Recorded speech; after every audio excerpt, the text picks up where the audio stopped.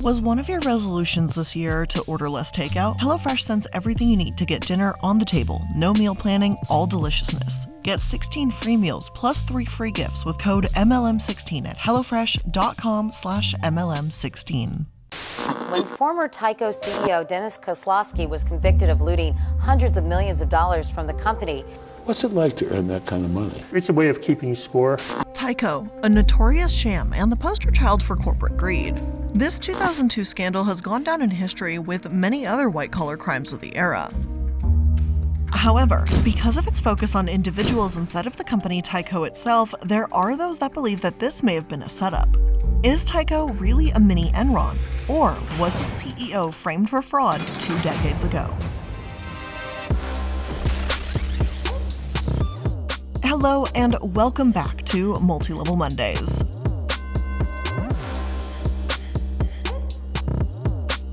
I'm the Illuminati, and today we're going to be talking about Tyco and the millions upon millions that were stolen from the company. Though the case itself might seem cut and dry, mistrials and hindsight have provided us some interesting insights into the scandal. We'll start, as always, with a bit of background before getting into the scam itself. When Tyco was founded in 1960 by Arthur J. Rosenberg, it was originally a research laboratory doing experimental work for the government. A couple of years later, Rosenberg incorporated Tyco Laboratories to develop high-tech products in the commercial sector. According to Encyclopedia.com, one of their earliest technological breakthroughs was a silicon carbide laser, the very first blue light laser to fire a non-stop beam at room temperature. However, by 1965, the company was far removed from its early days as a research lab in Waltham, Massachusetts, when they started acquiring everything from Industrionics Control Incorporated, MULE Battery Manufacturing Company, and Custom Metal Products Incorporated, the North American Printed Circuit Corporation, and more. Between 1963 to 1969, they went from having 6 figures of sales to more than $41 million. Unfortunately, despite their growth, stock prices fell, they made some bad investments, and the board wanted to make some changes. Founder Rosenberg was eased out and eventually replaced by Joseph Gaziano in 1973. Soon, things were looking up again. Tyco was listed in the New York Stock Exchange in 1974, and Gaziano purchased the Simplex Wire and Cable Company for $22 million in cash for Tyco. The following year, Tyco also bought up the market leader in automatic sprinklers, Grinnell, which had merged with ITT, International Telephone and Telegraph, in 1969, following a controversial Supreme Court case. Apparently, throughout the 50s, Grinnell purchased so many security-based companies, from burglar alarm services to central station alarm companies, that by 1961, the Justice Department said that Grinnell and their 3 subsidiaries were conspiring to monopolize the central alarm business. Grinnell was ordered to divest the stock, and their president, James D. Fleming, was banned from corporate leadership. Grinnell appealed, which is why its case found its way to the Supreme Court, but the ruling was upheld. The ITT merger was doomed, making 1971 to 1973 losing years for Grinnell. But once Tyco bought them up, Grinnell was finally profitable again. This meant that Dennis Kozlowski, the vice president for Grinnell Fire Protection Systems, was now part of the Tyco family. Tyco also bought up Ludlow, and fast forward to 1980, they made Kozlowski the CEO of Ludlow. All in all, Tyco had an incredibly aggressive growth strategy, merging with ADT and gaining strong leadership positions throughout a variety of industries. Their CEO, Gaziano, suddenly passed away after heading the company for almost a decade, and John F. Fort succeeded him, focusing on reorganizing the company into 3 sections: fire protection and plumbing, electronics, and packaging. I know fire protection and plumbing sound like 2 different things, but apparently that counted as one section in this reorganization. Under his leadership in 1987, Tyco's sales passed the $1 billion mark. A few years after that, in 1992, Kozlowski succeeded Fort as the CEO. Although there's plenty more that could be said about Tyco for these earlier decades, that's all we really need to know moving forward. They gobbled up any company of interest to them in sight, and Kozlowski became their CEO after working in leadership roles with their subsidiaries. It's pretty safe to assume he knew how Tyco ran like the back of his hand. It's also worth noting how in 1999, during an interview with the New York Times, Kozlowski attributed their success to the company's pay-for-performance compensation system, according to the New York Times. The power of the individual is an idea that frequently comes up in conversations with Dennis Kozlowski. You hear it when he talks about the traits that will be required for the next generation of leaders. He also said that there is no one whose compensation is tied to Tyco's overall performance, aside from him and a few other people who he directly works with. Otherwise, if someone worked in the medical business or fire and smoke control areas, then that employee's performance will only be tied to that area or that subsidiary. Kozlowski added that he read Atlas Shrugged and other Ayn Rand books in college in his late 20s, which had a massive impact on him. We've touched upon Atlas Shrugged and the virtue of selflessness in a previous episode about Gaut's gush, and the concept of focusing on yourself as an individual to potentially unhealthy levels. Therefore, I find this interview where Kozlowski discusses monetary incentives and individualism incredibly telling, given what we're about to get into. Plus, as if to foreshadow his own actions, the article ends with the sentence, "One individual can make a difference." So let's get into how Kozlowski did make a difference within Tyco, and how it wasn't exactly for the better. Rather than a string of accounting errors or the entire company being a sham like we've seen with Theranos, the Fire Festival, etc., the Tyco scandal was actually just based upon greed. A few years after he was hired as CEO, Kozlowski apparently decided he needed more incentive to do his job, and began taking interest-free loans from the company. One of the earliest I was able to find in court documents was in 1996, when he borrowed $7.6 million, though the majority of these loans took place between 1997 and 2002. How these corporate loans worked is fairly simple. CEO Kozlowski, Chief Financial Officer Mark Schwartz, and former General Counsel Mark Belnick all gave themselves interest-free or very low interest loan rates, sometimes disguised as bonuses, as part of a key employee loan program that the company offered. These were never approved by the board, nor were they ever actually repaid. Instead, Kozlowski had an executive in human resources create confidentiality agreements, stating they couldn't speak publicly about their loans being forgiven, and falsely claimed that the company's board had chosen to forgive the loans. The human resources official never went to the board and checked, so the board was never aware of this. The SEC did investigate Tyco from 1999 to 2000 for spring loading, but ultimately decided to take no action. And spring loading, by the way, is when the earnings of a soon-to-be-acquired company are underreported, so that when a merger happens, there's an appearance of an earnings boost afterwards. It wasn't until 2002 that Tyco's bookkeeping came into question once again, after a few incidents that caught the eye of the SEC. The first was a $20 million payment made to Tyco director Frank Walsh. It was supposedly awarded in the late 1990s as a bonus for arranging Tyco's acquisition of CIT Group, when the board read about the payment in a proxy statement in January 2002, they demanded he return it. Apparently, Frank said adios and walked out of the board meeting in refusal. An article from the New York Times came out around the same month, claiming that Kozlowski and CFO Mark Schwartz sold stock by returning it to the company. By returning shares this way, they didn't have to disclose the sale in the same way they would need to if they had gotten the money on the open market. Kozlowski returned $70 million worth of stocks, while Schwartz returned $35. They also returned their shares when Tyco stock was up, and later received new stock options to replace the shares they sold. As Kozlowski told the New York Times, "I'm paid in Tyco stock. We, the board, everybody, feel the best way to keep management's interest aligned with shareholders is to keep 100% of our net worth in Tyco stock." Tyco shares plummeted in the wake of this, but Tyco promised transparency to their shareholders moving forward. People speculated if Tyco was manipulating their cash flow, and Wall Street analyses were starting to ask questions. However, the senior VP of Federated Investment Management said Tyco was unfairly being compared to Enron, and that he didn't believe there was any fraud. He simply thought they were pushing the envelope in terms of tax management and accounting. While this was a sign of things to come, at this point in time, no one knew the extent of the fraud behind closed doors. The next questionable bit of information came 6 months later, in June. In anticipation of the investigations against him, Kozlowski resigned on June 3rd, only to be indicted on June 4th for evading sales taxes on $13 million worth of art he purchased to furnish his Manhattan apartment. According to the grand jury indictment, 2 of the pieces he skipped out of the 8.25% New York sales tax was for a Renoir, worth $5 million, and a Claude Monet landscape, which cost about $4 million. The charges against him alleged he signed false documents to make it look as if the paintings were purchased outside of New York. Kozlowski has another home in New Hampshire, presumably since that's where Tyco's headquarters are located, but the paintings were immediately shipped to New York.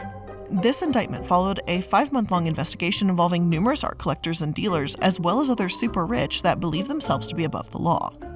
After the shady art deal, investors had all the more reason to finally start being suspicious of Tyco and take another look at their accounting. Another few months later, in September 2002, the bombshell dropped.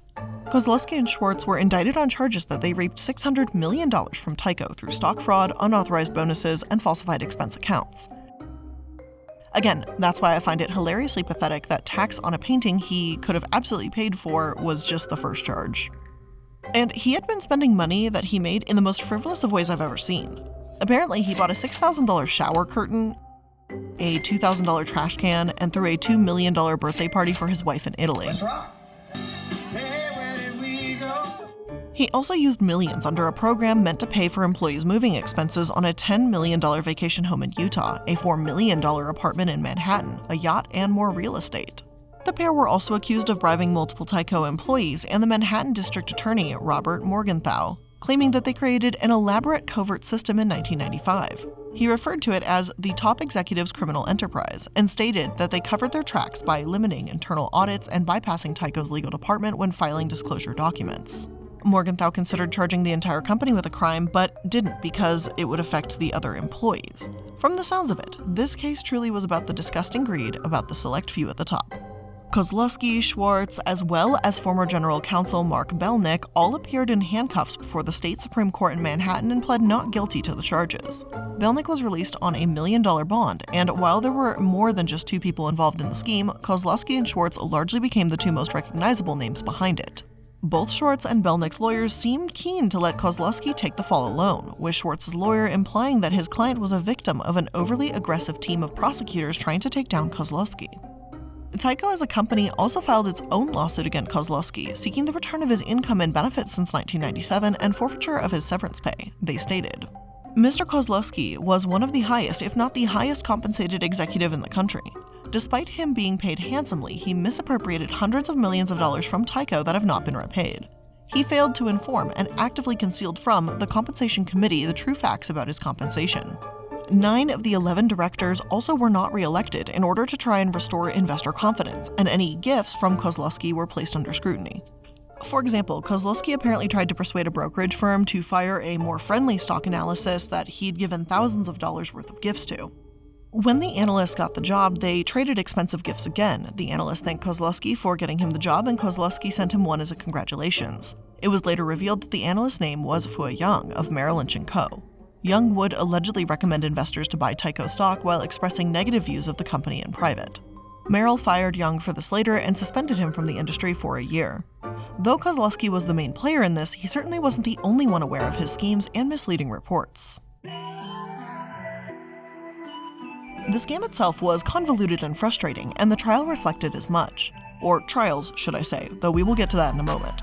The complaint filed by the state of New Jersey, the Department of Treasury, and more against Tyco, Kozlowski, and others involved is a pretty lengthy one, and it'll be in my sources if you'd like to take a look at the entire document yourself. But to summarize, Kozlowski used loan programs selling his stocks and falsified proxy documents to inflate the company's worth.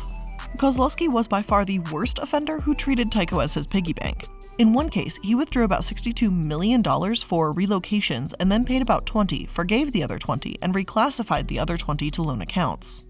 Tens of millions were hidden in reserve accounts, forgiven. Kozlowski did everything possible to cover his tracks, continuing to take whatever he wanted. Before the trial even began, there were consequences handed down to those who had been involved. Richard Scalzo, PwC engagement partner who claimed to have audited Tyco's reports, was barred from practice.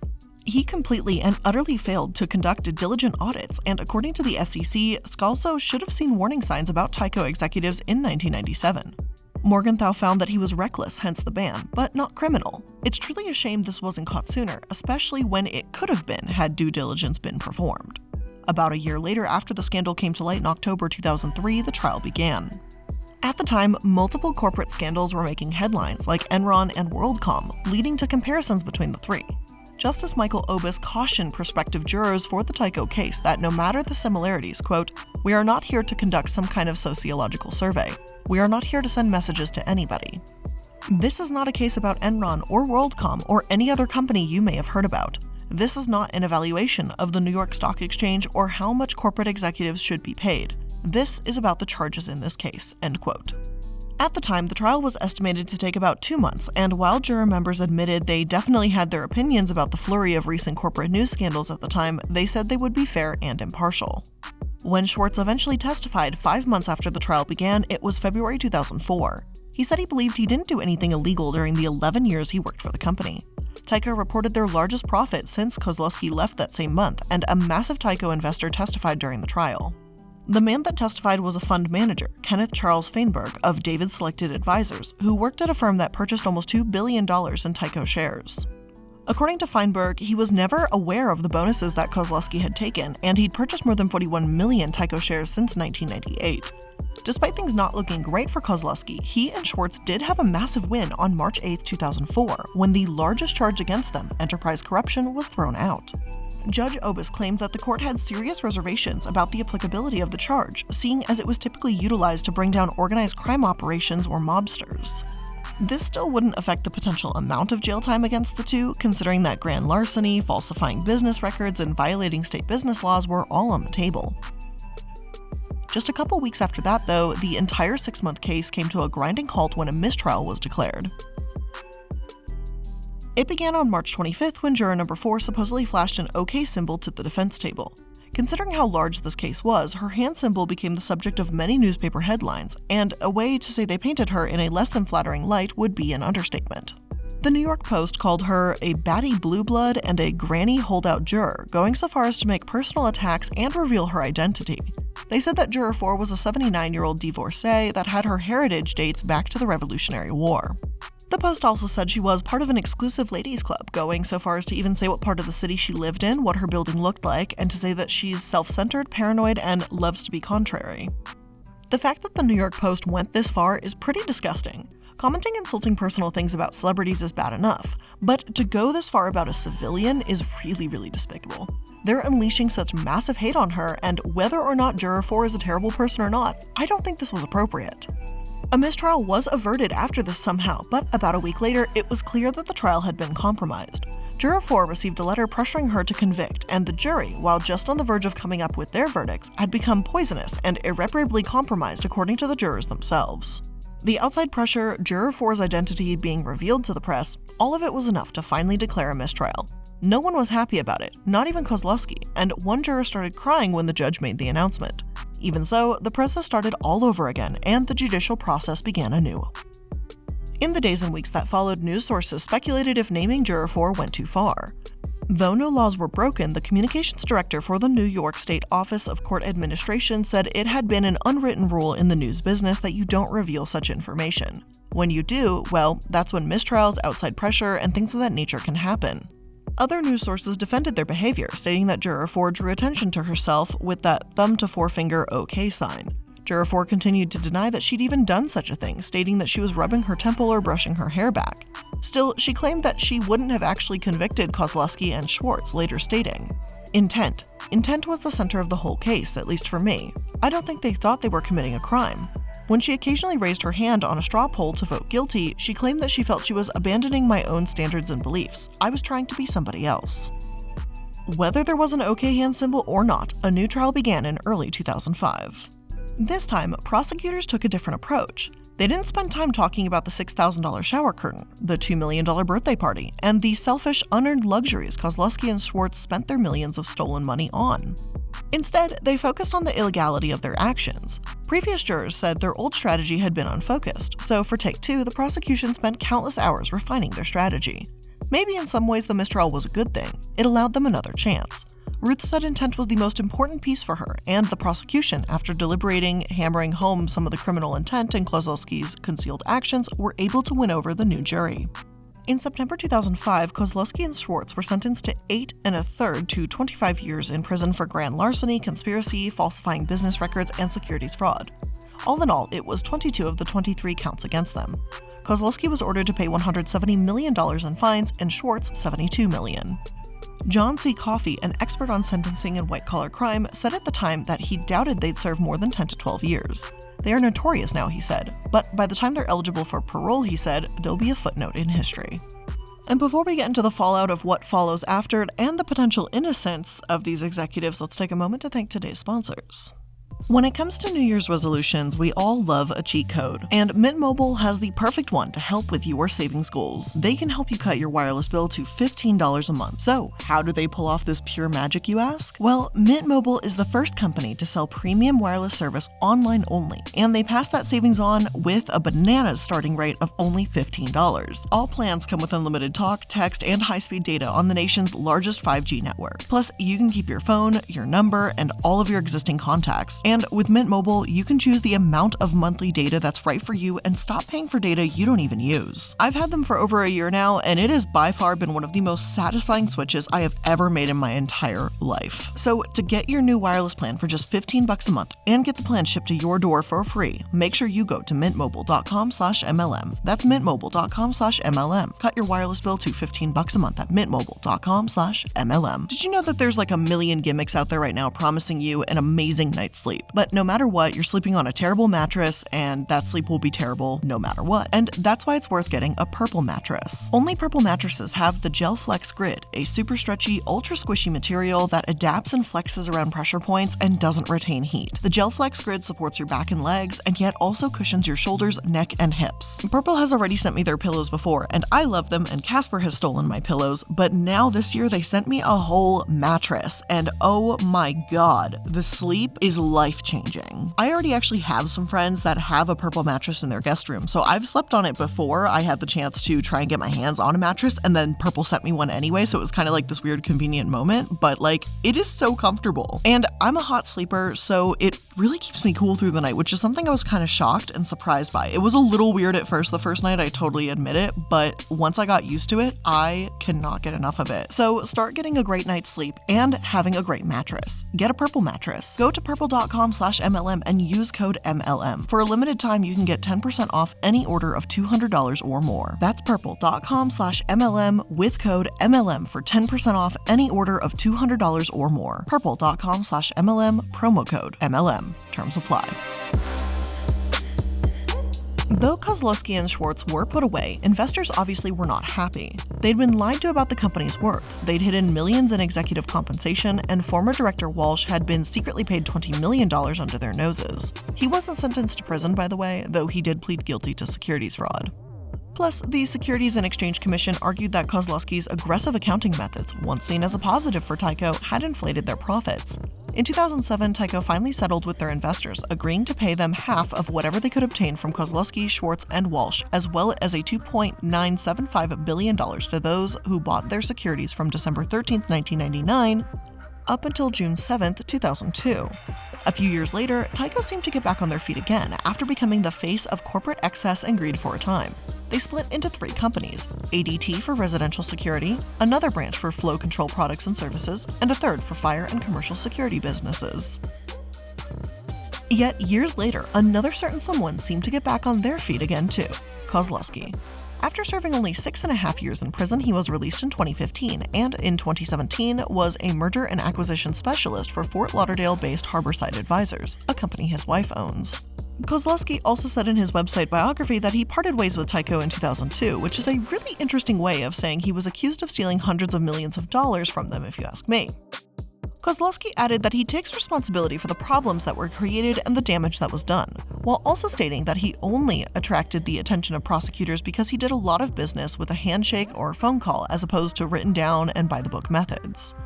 Kozlowski also noted that his sentence was longer than mass murderers and said, quote, "Once you go through the public humiliation, a year in jail is as punishable as 8 years of jail because you're not going back to your life," end quote. And I find the last sentence especially infuriating for me, him saying he can't go back to his life.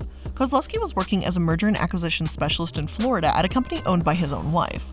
Kimberly has a management role and investment in Vertex Systems, a $40 million revenue company, and she's the chairwoman of the board of GoGoMeds.com, a $100 million pharmaceutical company.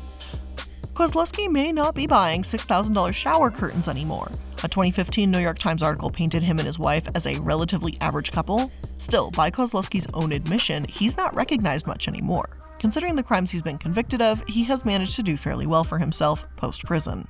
However, there are those that believe that Kozlowski isn't as guilty as prosecutors portrayed.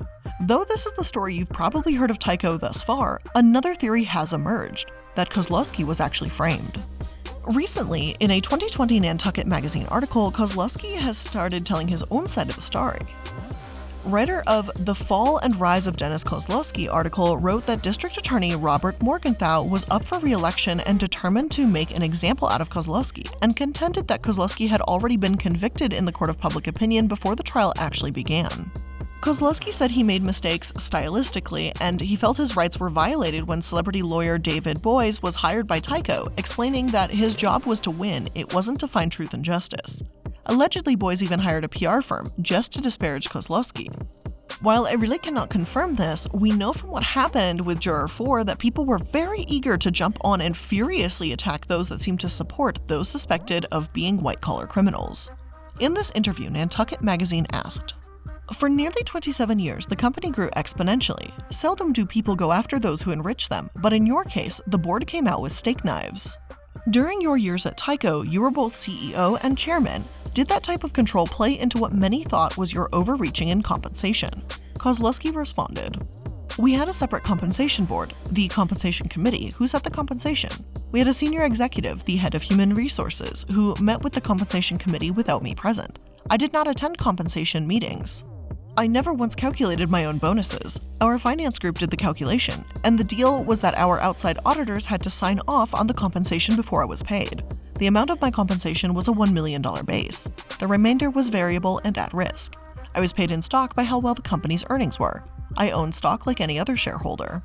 I had to achieve certain milestones to be paid cash bonuses. As I met those milestones, typically our earnings went up and the stock went up. The stock doubled a few times over a number of years. Anybody that invested alongside me was going to earn the exact same amount of money. So while Kozlowski may have been given what was astronomical paydays, it seemed fitting when Tyco was doing astronomically well, right? At one point, Kozlowski even stated he might actually wanted to pass the baton on to someone else and retire, but they agreed to triple his salary to keep him as CEO. He knew he was valuable, so the millions and millions he had in bonuses didn't feel like a far stretch. Plus, if he had truly devastated Tyco, then why did hundreds of employees, senior staff, secretaries, and people up and down the Tyco organization visit him in prison? Some of them are apparently even friends with him to this day, which doesn't really support the narrative of Kozlowski being thoughtless and entirely selfish. One article entitled "Dennis Kozlowski Was Not a Thief" was also published in the Harvard Business Review when Kozlowski was released. Writer Catherine Neal states that in all major corporate scandals at the time, think Enron and WorldCom, defendants were charged with federal crimes and in federal court, whereas he was not charged with any federal crimes, but he was charged with state crimes and tried in state court, then subsequently brought to state prison. She said that his bonuses were written via a compensation policy and calculated correctly, even though there was no record of their approval in board meetings. However, the record of the meetings themselves is supposedly unreliable because these notes, also known as meeting minutes, were calculated before meetings by someone who had never even attended them. Plus, for the board of directors meetings, there were no meetings minutes whatsoever. Even some directors that testified during the trial said they couldn't recall approving the bonuses, while others say they didn't approve them. Neal writes, "At worst, Kozlowski made some poor business decisions that left him vulnerable to attack. He was the victim of failed corporate governance, a weak board, zealous prosecution, and bad timing, but he was not a thief." Neal has even written a book about her research entitled "Taking Down the Lion." Another article from Fortune magazine even describes how Kozlowski is helping ex-convicts these days and is serving as chairman of the Fortune Society, a nonprofit devoted to helping ex-felons re-enter society. He's been active with the group since 2012, and while in prison, he taught GED courses. It's worth noting that this position as chairman is unpaid as well, perhaps proving that this is something Kozlowski is genuinely passionate about. Does this make him innocent? No, but it shows there may be something to Kozlowski that we didn't see before. Like with any case, we don't know what happened behind closed doors. However, the reason I find the Tyco case so interesting is because of the recent news that he may have been innocent, or at least less guilty all along. Perhaps the fact that this was about individuals instead of an entire corporation being charged supports the theory that Kozlowski was set up. Or perhaps it shows that prosecution simply had the right man and knew the issues boiled down to Kozlowski's greed. It's not as if someone that can afford a $6,000 shower curtain is going to be sympathetic to the average person. Still, I'd be really interested in hearing your thoughts on this one. But with all of that being said, I hope you enjoyed this episode of Multi-Level Mondays, and I hope you learned something new. If you did, make sure that you're liking, following, and subscribing so that you can stay up to date with all the latest episodes. I really appreciate you spending some of your time here with me this Monday, and I'll see you in the next one. Bye!